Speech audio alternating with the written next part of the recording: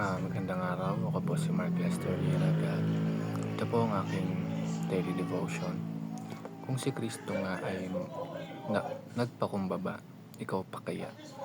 Na tinalakay po ni Pastor Russell Ocampos sa 365 daily devotion.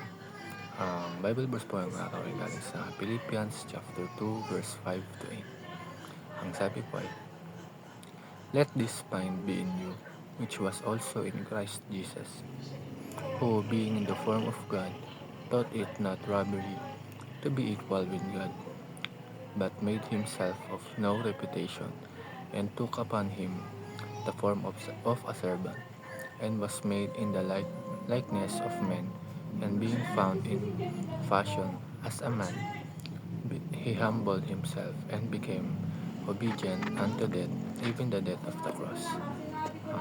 Imagine na si Jesus na Diyos ay kusang nagpakumbaba.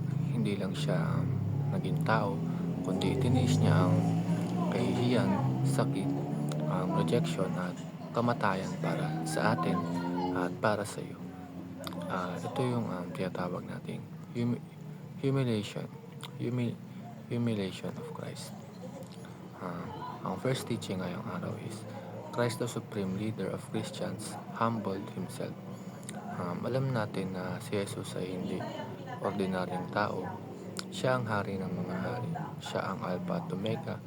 Pero kahit ganon ay pinili niyang bumaba. Pinili niyang iwan ng kaluwalhatian para maranasan ang hirap ng pagiging tao. Yung gutom, sakit, pagod at lalong-lalo na yung pagtalikod ng mga tao sa Kanya. Ang last teaching is Christians should be the most humble people in the world.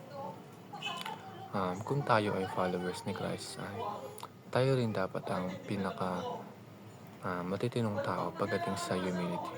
Pero madalas, tayo pa ang mabilis mapikon, ayaw mapahiya, gusto laging tama at gusto laging nasa taas. Pero ang tunay na Kristiyano, marunong yumuko, marunong magsabi ng sorry, marunong magpatawad, at higit sa lahat ay marunong kumilala ng pagkakamali. Ang last teaching is Christ's humility serves as the model all Christians must follow. Hindi lang ito kwento na dapat nating alalahanin. Ito ay pattern na dapat nating sundan sa pamilya, sa friendships, sa trabaho, sa church.